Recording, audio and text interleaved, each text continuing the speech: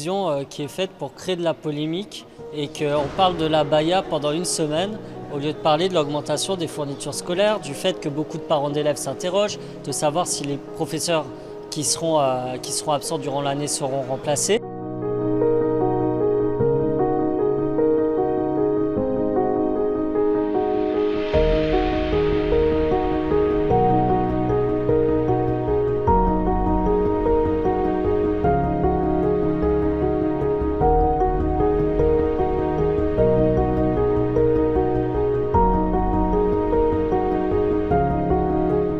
Ridicule, stupide, qui ne fait qu'alimenter une chose, c'est l'extrême droite et ses idées, et faire d'une montagne ce qui est une souris, puisque les cas où des jeunes filles portent la baya, c'est, rappelons-le, 150 établissements sur 60 000.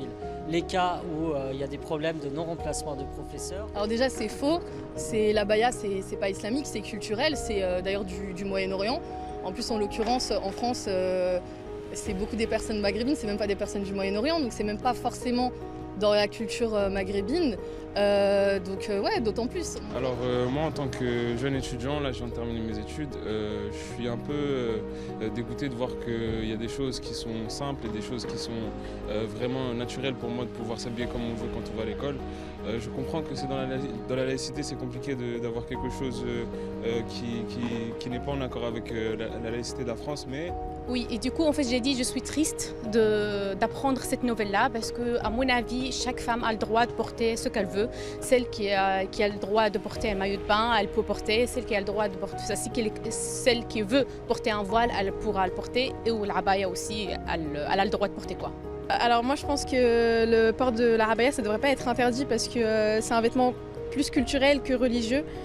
Bien évidemment, ça vient des pays qui sont musulmans. Donc tout de suite, il y en a qui pensent que voilà, c'est que les musulmans qui mettent ça, mais en vrai, maintenant, on voit qu'il y en a beaucoup plus qui mettent. Donc je ne comprends pas trop pourquoi cette interdiction, pardon. Et donc voilà. Elle a pu dire c'est discriminatoire en fait, parce que ça... En fait, la tenue, il n'y a rien de dérangeant, je trouve.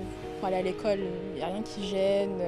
Ça suit bien les codes vestimentaires. C'est ridicule, vraiment.